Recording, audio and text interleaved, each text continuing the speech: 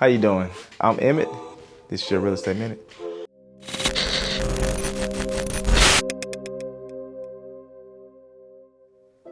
Shadows. How important are shadows in real estate, right? Nobody really even thinks about the term. I don't even think I even hear that term come up a lot in real estate. But the significance of shadows is extremely important when we're talking about the condition of the actual market. So if we're looking at a down market, right? And let's say the market starts to recover and you live in a particular neighborhood and everywhere else you see the values are coming back and you wonder, why haven't my value came back? Why is it taking so long for our values to come back? Well, a little insight behind the shadows. See, shadow inventory and shadow buyers really determines how a market either suffers or recovers. The shadow inventory, per se, in a down market, it is the reason why it takes so long for certain communities and certain neighborhoods to regain their market equity because of the shadow inventory. Now, what shadow inventory is when a bank has a disproportionate of notes in one particular area and they have a lot of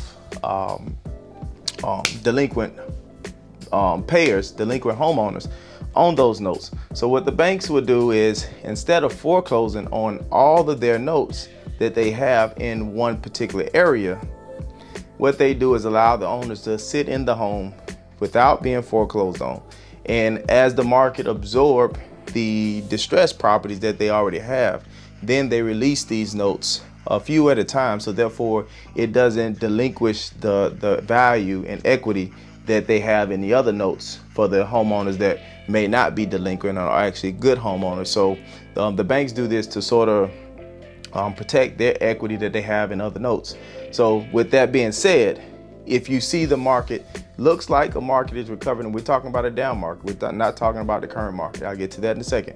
But when the market looks like it's recovering and your property values are still suffering, 9 times out of 10, it's because of the shadow inventory that the bank is releasing a little at a time, which drags out the recovery standpoint because they didn't want to lose all the equity and have other paying homeowners go delinquent because they see all of their equity diminish because the banks offloaded all these foreclosures in one particular area at one time.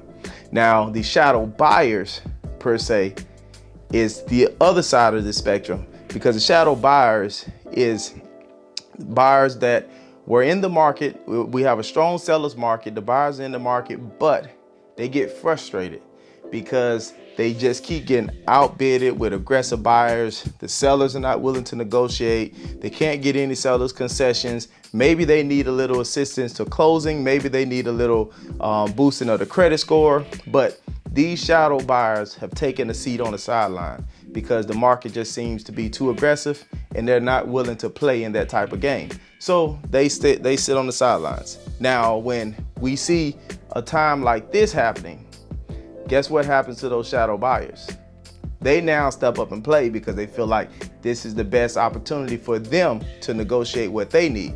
And honestly, this is a great opportunity for buyers to be able to get in the buyer's market and negotiate things on their behalf in a still strong seller's market.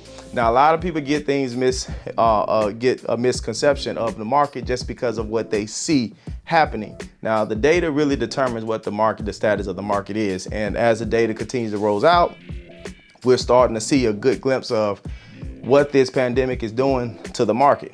Now, based on the numbers from January, February, now we look at the absorption rate. The absorption rate really determines what type of market we're in. If we're in the buyer's market or we're in the seller's market, right? So if we only have 2.5 to 3 months worth of inventory, that is a sign of a strong seller's market. Even though you may see, and because that's what in Winter Garden, in the area that I'm in, that's what the absorption rate is at. But when you're looking at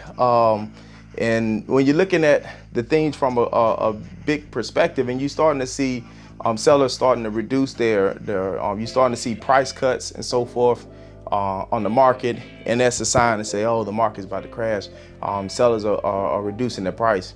Well, you also have to look at the other data as well, right? Because the other data is saying that these houses, instead of the house being on the market for 45 to 60 days, now with these price cuts, the house is only on the market for like 20 to 25 days. So that's a big difference from a buyer's market, a seller's market, a recession, depreciating real estate market, and a market where you have some sellers responding out of fear. So keep that in mind. Data really determines the status of the market. Understand where your shadows are.